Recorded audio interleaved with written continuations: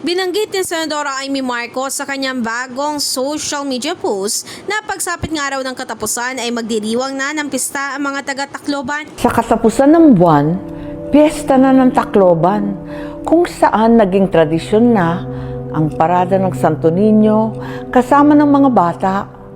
Bibihisa ng mga magulang ang kanilang mga anak upang makisaya sa pagdiriwang. Pero anya, mahirap maging masaya sa panahon na ito dahil sa nangyaring shooting incident sa isang eskwelahan na dapat sana raw ay panggagalingan ng edukasyon na magiging armas ng kabataan sa mundong kanilang haharapin.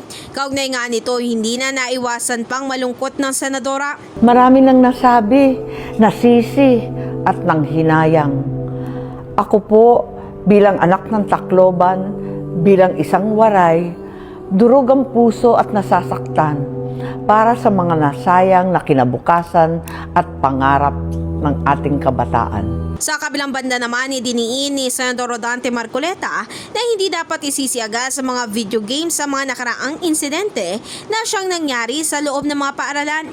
Ayon kay Marcoleta, bago magkaroon ng desisyon o hatol na pagsisi sa mga video game, ay dapat munang pakaisipan nito at dapat ding mayroong matinding pag-aaral kung paano ito nangyari. Anya, bagamat wala pang video games noong kapanahunan daw niya, ay nahilig naman talaga siya sa panonood ng action movies o ng mga pelikula ni FPJ na siyang naging parte ng kanyang buhay.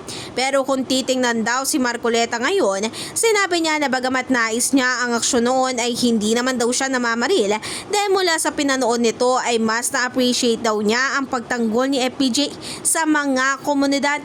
Maaalala, ayon nga sa Police Regional Office 8 lumalabas na lulong umano sa online game na Gorbox ang isa sa mga suspect sa pamamaril sa San Jose National High School sa Tacloban City.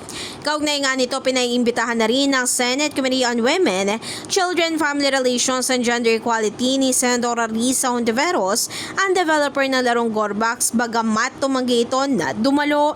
In the heart of changing lives, ako si Brigada Ann Cortas ng 105.1 Brigada News FM Manila, the Music News Authority.